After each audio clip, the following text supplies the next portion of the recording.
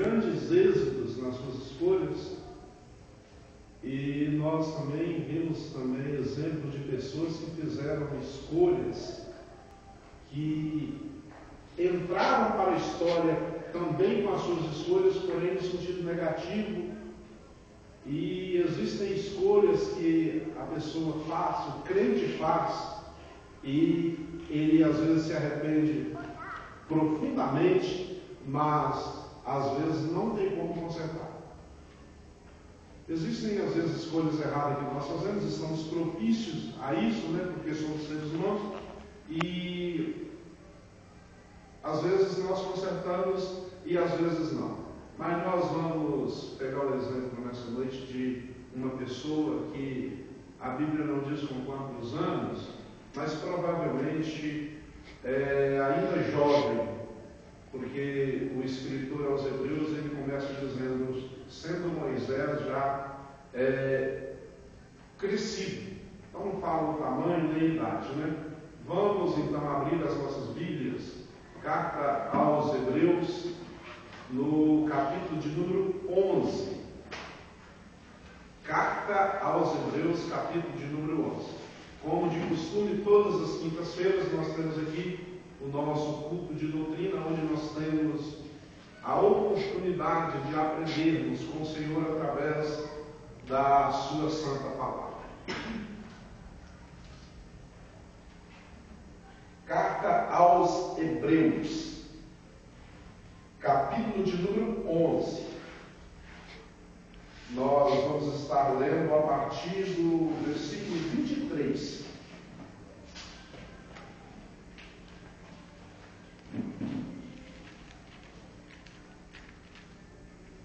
Está bem, mas no final da Bíblia.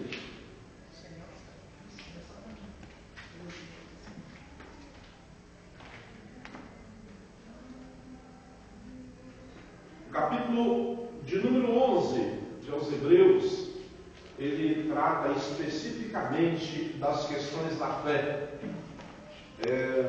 Esse capítulo de número 11 ele foi dedicado aos heróis e heroínas da fé. Pessoas, homens e mulheres que estiveram aqui, passaram por aqui, deixaram as suas marcas, e o escritor, embora sendo desconhecido, a Bíblia não revela quem escreveu o livro de Hebreus, uma carta anônima, mas o escritor ele fecha a carta, ele fecha o capítulo e faz questão de dizer que homens e mulheres dos quais o mundo não era digno. Vamos então ler a palavra de Deus? Capítulo 11, a partir do versículo 23 de Hebreus. Pela fé, Moisés, já nascido, foi escondido 3 meses por seus pais, porque viram que era um menino formoso e não temeram o mandamento do rei. Agora o versículo chave para nós essa noite aqui é o 24. Pela fé, Moisés, sendo já grande, recusou ser chamado filho da filha de Faraó, escolhendo antes ser maltratado com o povo de Deus, do que por um pouco de tempo ter o gozo do pecado, tendo por maiores riquezas o vitupério de Cristo do que os tesouros do Egito, porque tinha em vista a recompensa. Os irmãos podem dizer. Bom, irmãos, como eu disse aqui na abertura do meu comentário, que nós íamos falar um pouco sobre escolhas. E quando o homem ou a mulher, quando o crente é uma pessoa que tem na sua vida o Espírito de Deus, é uma pessoa guiada, orientada, dirigida pelo Espírito de Deus, quando é uma pessoa que tem um compromisso com a palavra e que deixa o Espírito de Deus guiar a sua vida, não existe idade para saber tomar, para saber decidir e tomar decisões corretas. Por quê?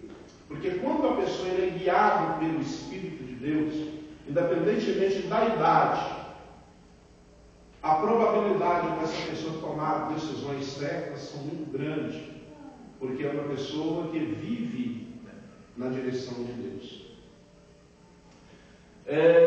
A história de Moisés, nós sabemos como começa. Ele, com apenas 3 meses, na época que ele nasceu ali no Egito, havia um decreto na lei que todas as crianças de origens dos hebreus que viessem, oriundas dos hebreus,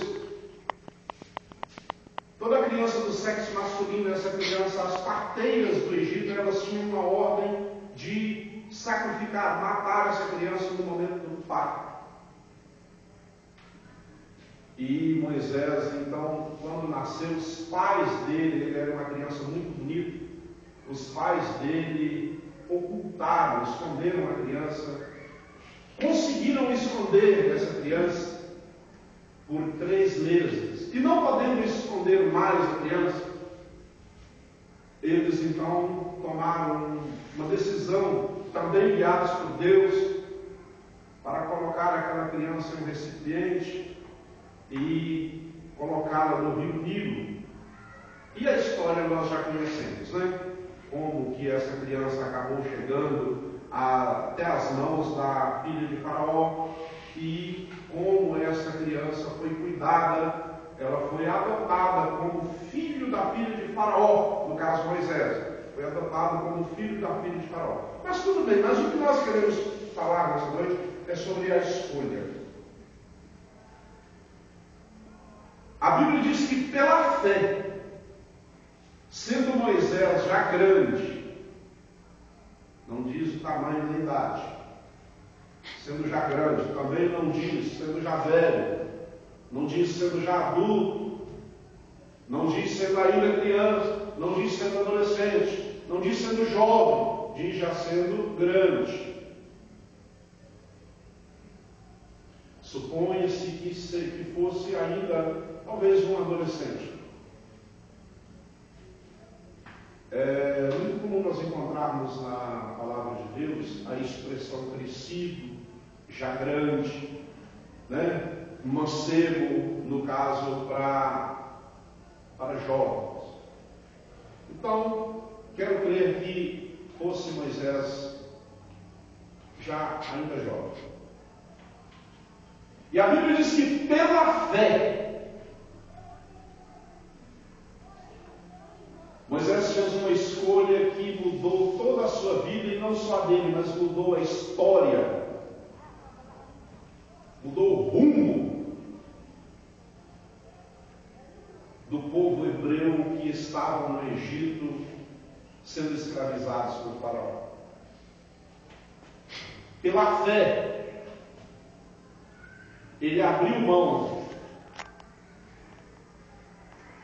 de ser chamado filho da filha de Faraó, ou seja, ele abriu mão de ser o neto de Faraó, ele abriu mão de viver em um palácio,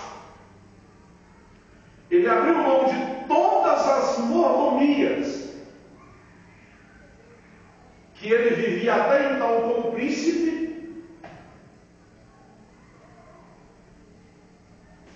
para ir para o deserto, para sofrer com os seus compatriotas. Primeira coisa que nós vimos aqui, primeiro ponto que deve e vale a pena ser ressaltado: ele não traiu as suas origens. Ele preferiu largar mão de todo o conforto de uma vida de príncipe para ir sofrer com o povo de Deus, do qual ele fazia parte, do deserto. Por quê, irmãos? Porque ele sabia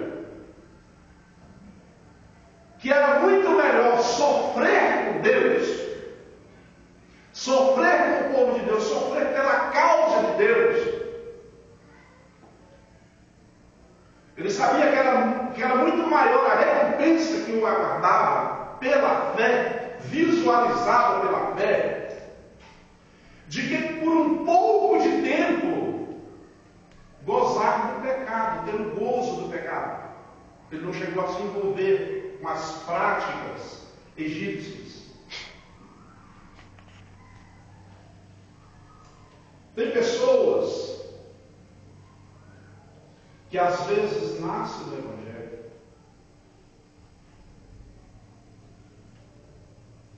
e começam a caminhar, são ensinados. O pai, a mãe, desde criança, leva para a igreja.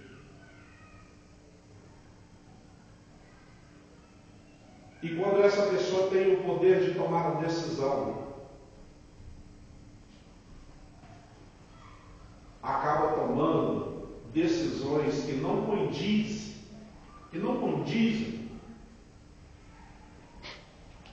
com aquilo que é ensinado, com aquilo que aprendeu, acaba traindo os seus princípios.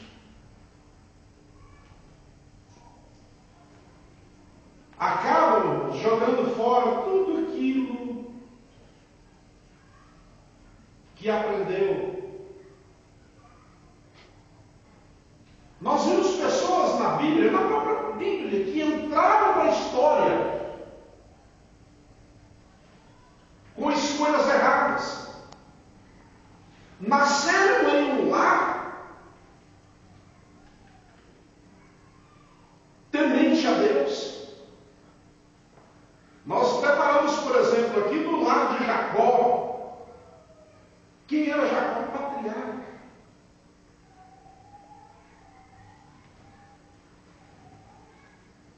Mas é só nós darmos uma observada em Jacó e Esaú. Desde criancinha, Jacó já tomou, a primeira decisão que Jacó tomou foi trágica.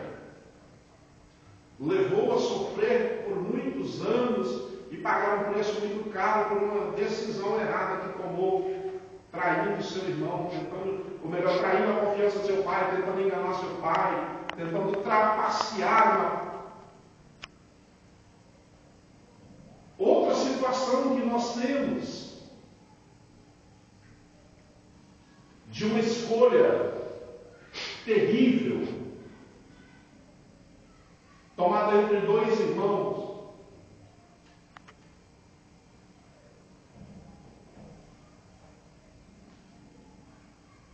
Os primeiros filhos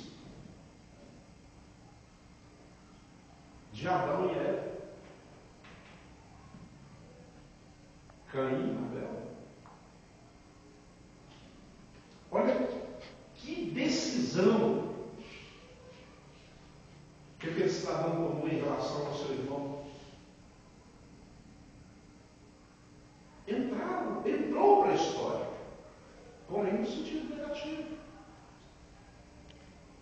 Todas essas pessoas tiveram a oportunidade de decidir pelo lado certo. Presta bem atenção, irmãos. Deus, ele te orienta. Deus, ele te orienta, mas não interfere nas suas decisões. Deus não interfere em suas decisões. Então, o crente tem que ter muito cuidado na hora que você vai tomar uma decisão.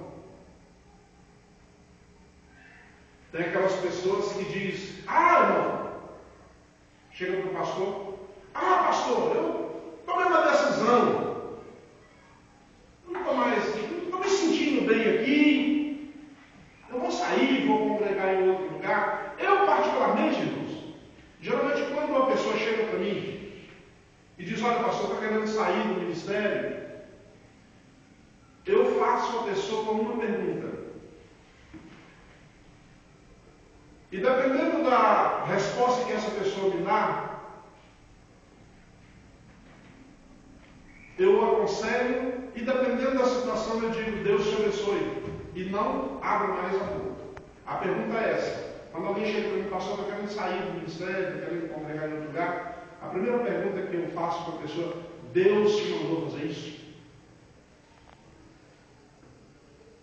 Mandou. Então, vai com Deus, Jesus te abençoe. Porque quem sou eu para contradizer uma ordem que você recebeu de Deus? Agora, se gaguejou,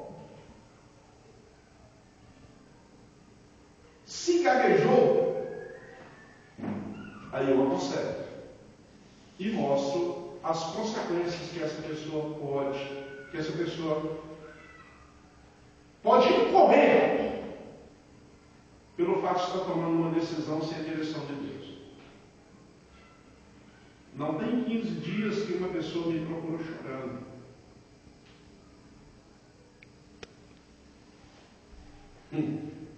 Não tem 15 dias que uma pessoa que saiu daqui do nosso ministério me procurou chorando igual criança.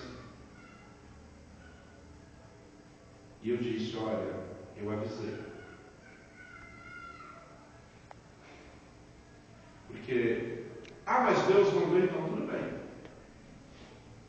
Se Deus te mandar, vai. Mas se Deus não te mandar, fique quieto aonde Ele te colocou. Não tome decisões ou decisão precipitada. Outra coisa, Deus, nós temos que ter muito cuidado com esse negócio de profetada.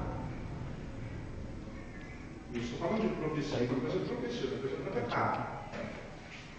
Cada aquele canto ali para pegar a igreja. Esse lugar que você está não é ali que eu tenho que te colocar. Escuta uma coisa, se for o momento de você sair, você pode ter certeza, Deus não vai precisar usar ninguém, fala com você. Fala com você. Você pode ter certeza disso. Deus fala para você.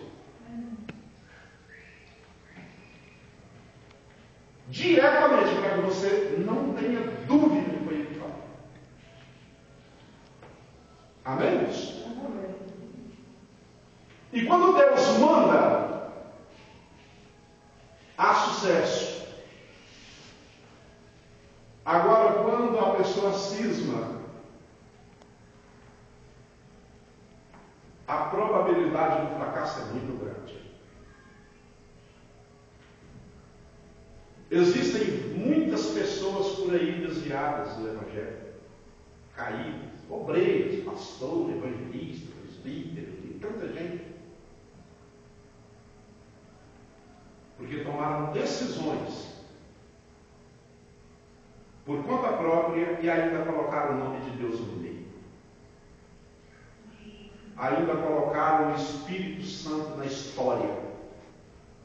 Estou saindo porque Deus me mandou, estou saindo porque o Espírito Santo me revelou. Revelou nada. Revelou nada.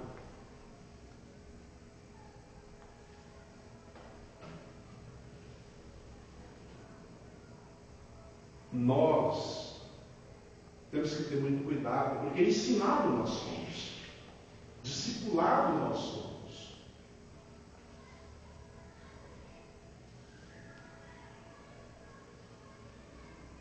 E as ovelhas de Jesus, Ele mesmo diz, Ele diz: as minhas ovelhas ouvem a minha voz e seguem após mim.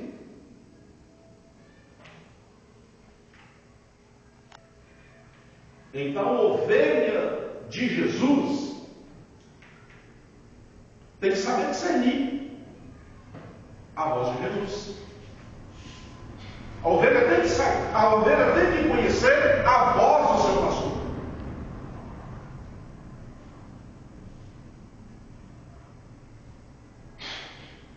E Moisés nos dá aqui um grande exemplo. Não traiu o seu Deus, não traiu o seu povo, não negou as suas origens. Ele diz: não, eu estou aqui no Egito. Fui resgatado pela filha de Faraó. Sou considerado neto de Faraó. Sou herdeiro de tudo isso aí por direito.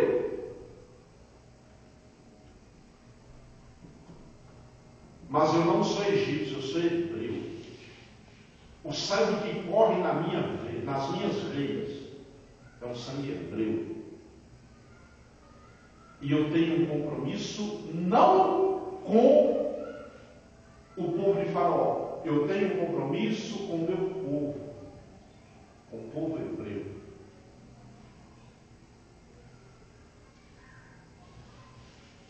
Quantas pessoas que às vezes têm negado o nome de Jesus, têm tido vergonha de confessar que é cristão, porque está próximo do patrão, né? Próximo aos colegas de trabalho, próximo aos colegas de escola. O ônibus está lotado, o metrô. E às vezes a pessoa tem a oportunidade de falar de Jesus.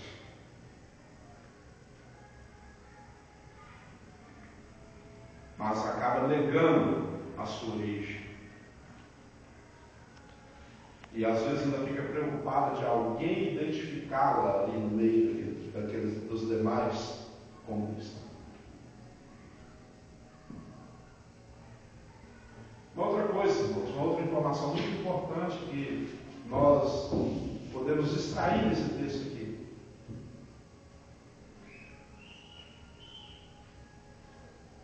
A vida cristã, nem tudo aquilo que parece ser no mundo espiritual é. Nem tudo aquilo que aparenta ser é.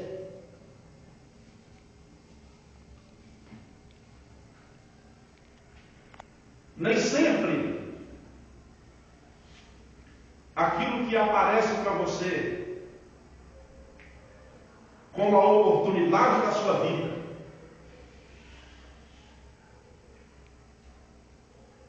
tudo certinho, tudo encaixado, tudo bonitinho, é a oportunidade de você mudar de vida. Não, aparentemente não tem nada ilegal ali. Tudo parece ser um direito seu adquirido. Não, tudo legal, aqui não tem problema nenhuma, não tem nenhum tipo de problema, eu me aderir a isso aqui, eu vou me dar bem ali. Só que um detalhe.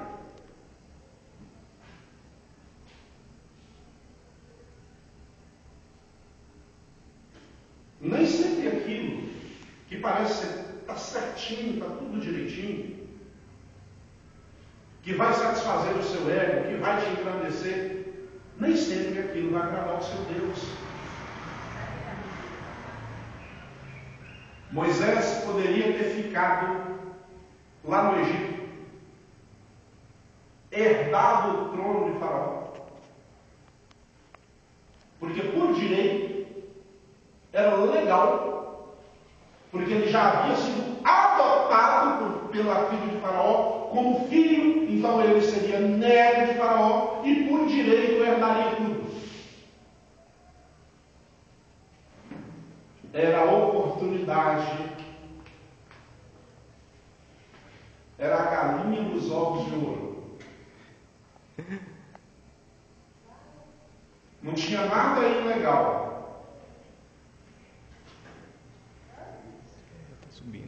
Poderia ter ficado lá e vivido o resto da vida como príncipe. Não teria entrado para a história.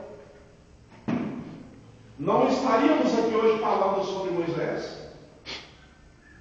Só isso, não estaríamos aqui hoje falando sobre Moisés. Ninguém ia conhecer Moisés. Ia ficar enterrado junto com a história do Egito.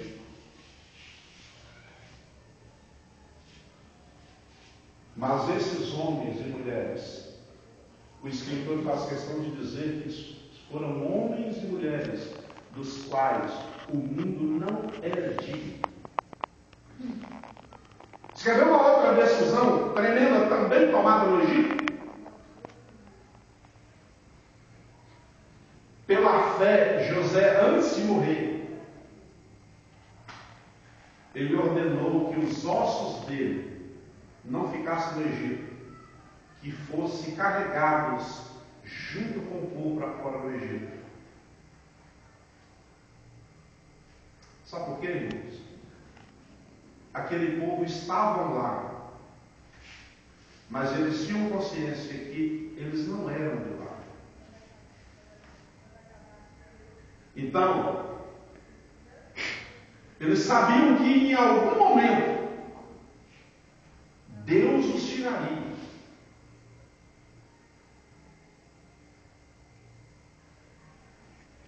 Então, para que se embaraçar, se envolver? E perder a oportunidade de glorificar a Deus. Assim também somos nós. Eu quero te dizer que Faraó, ele continua por aí.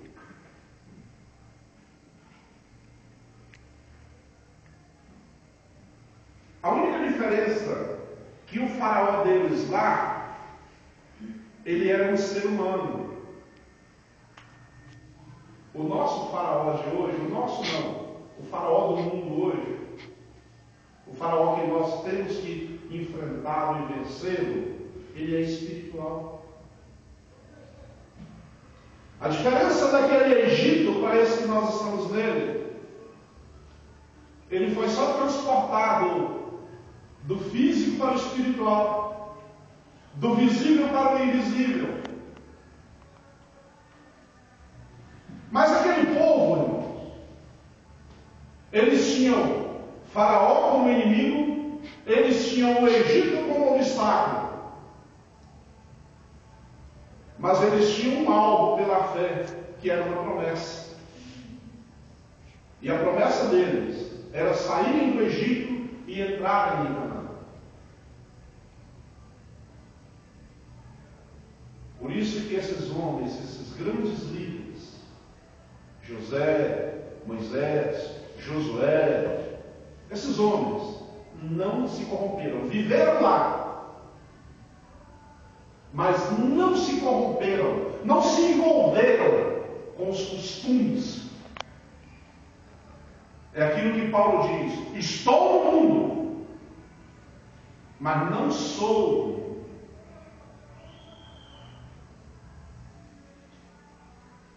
Não é porque eu estou no mundo que eu tenho que me jogar no mundo. Não. Ao contrário. Estou aqui para fazer a diferença. É aqui que fazemos a diferença. Tem pessoas que estão aqui, mas querem servir a Deus no céu. Jesus foi muito claro na oração do Pai Nosso: seja feita a vossa vontade, assim na terra como no céu. Então, primeiro se faz a vontade de Deus na terra. É aqui que se conquista. Por quê? Porque é aqui que é o nosso campo de batalha, aqui que é a nossa peleja. Então, vence aqui e é coroado lá. Céu não é lugar de peleja, céu não é lugar de batalha, céu não é lugar de guerra, é lugar de paz. Lá não é lugar de choro, não é lugar de lamento, não é lugar de rinche, não é lugar de perseguição. Todas essas bagunças nós nos deparamos e temos que conviver com elas aqui. Por isso que Paulo escreve a Timóteo dizendo que o verdadeiro soldado, aquele que alista para a guerra, não pode embaraçar com os negócios dessa vida, com coisas dessa vida. Céu não tem embaraço. Céu é um lugar de gozo, recompensa, paz. Jesus foi muito claro nisso. Isso não é invenção do pastor, não. Jesus diz assim: no mundo tereis aflições, mas eu venci. E Paulo, escrevendo aos Romanos, Paulo diz que nós somos mais do que vencedores. Por que mais do que vencedores? Porque alguém já venceu por nós.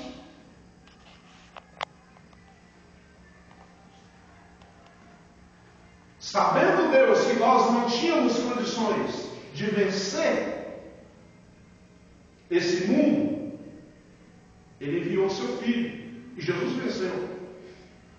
Venceu tudo. Venceu o diabo, venceu o inferno, venceu o mundo, venceu o pecado.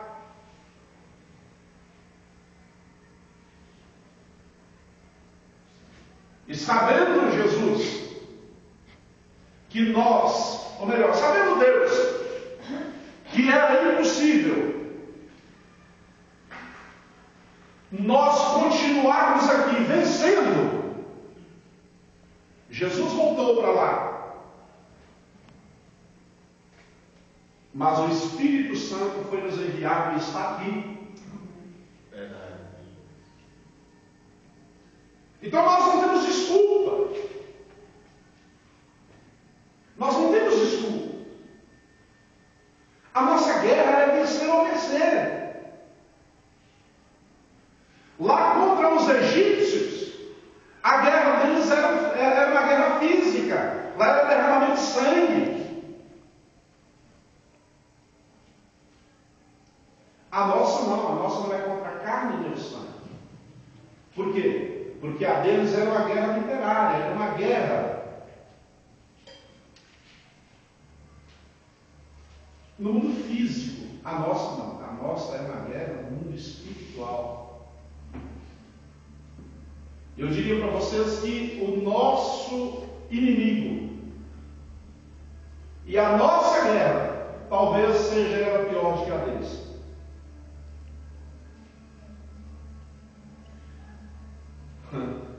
Porque a pior luta é quando você, a pior peleja é quando você está pelejando contra um inimigo que você não consegue visualizá-lo, você não consegue ver, que você não sabe de que lado vem. Por isso que a nossa vigilância, o nosso cuidado, as nossas decisões, nós temos que preocupar em acertar o máximo possível. Verdade. A todo momento da nossa vida.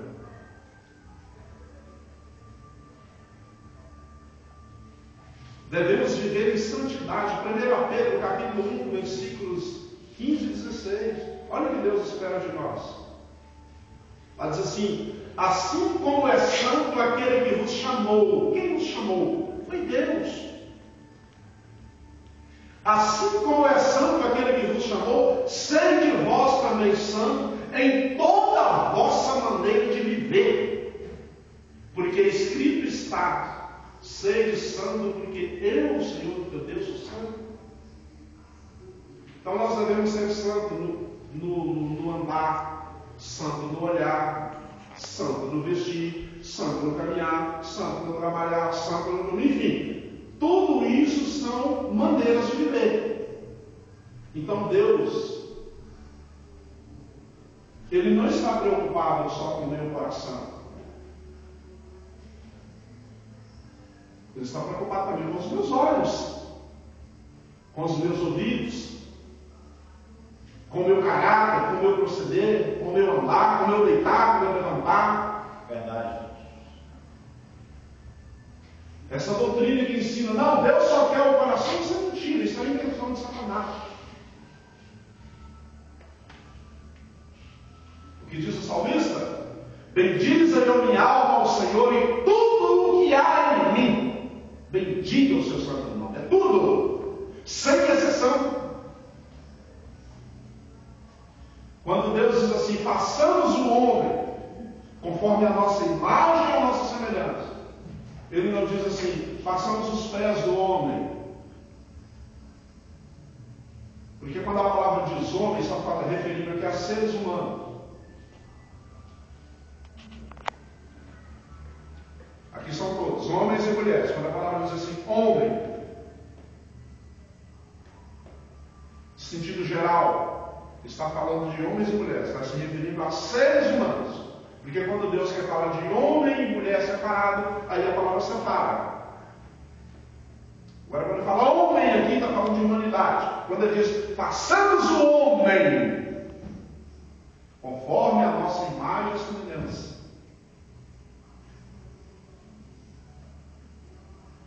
Então, ele não diz façamos a cabeça do homem, façamos o braço, não, façamos o homem todo. Ele requer santidade em tudo. Deus, Ele requer de nós exclusividade. Não adianta o crente tentar ser 50% de Deus e 50% de mais outra criatura por aí, que isso não vai funcionar. 50% aqui, 50% não. Ou é tudo ou nada para Deus. Tudo ou nada.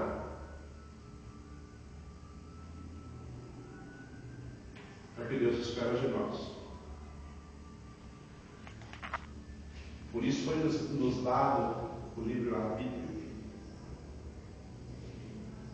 As decisões são suas. Deus não interfere nelas, mas as consequências também são suas. As decisões são minhas, mas as consequências delas também são. Deus poderia muito bem ter enviado um anjo lá com a espada, lá naquela hora que Davi cresceu o olho na esposa do soldado. Deus poderia ter enviado, não, rei, você não pode fazer isso. Não. Livre-arbítrio, escolha. Mas depois você vai dar uma observada, vai dar pega a continuação da história e ver quais foram as consequências e com grandes consequências Davi ele teve que arcar por causa de uma decisão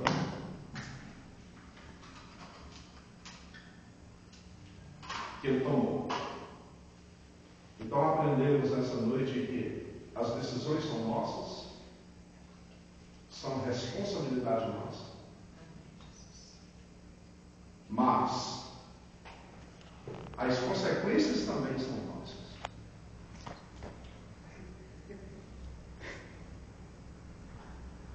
Você foi machão para fazer, você foi muita mulher para fazer, então seja machão, seja muita mulher também para assumir.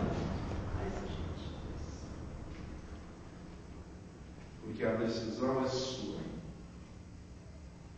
Amém? Amém. Mas, quando nós deixamos, não Deus decidir, Deus interferir, no sentido de nos orientar, quando nós buscamos, entregamos nas mãos de Deus. Pouco tempo que nós falamos sobre aquele voto de Jefté. Deus não interviu. Então, quando nós deixamos Deus direcionar as nossas decisões, quando nós buscamos a orientação de Deus, porque não é feio você dizer para Deus, Senhor, eu estou em dúvida, toma ou não toma essa decisão, me oriente.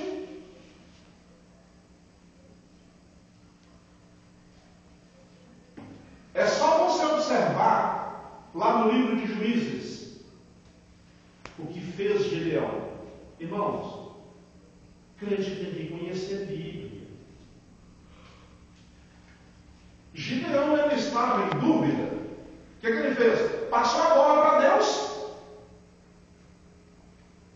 Não, eu não sei se eu devo fazer, se eu não devo, então vou fazer aqui uma prova com o Senhor. Vou colocar essa lã aqui no deserto.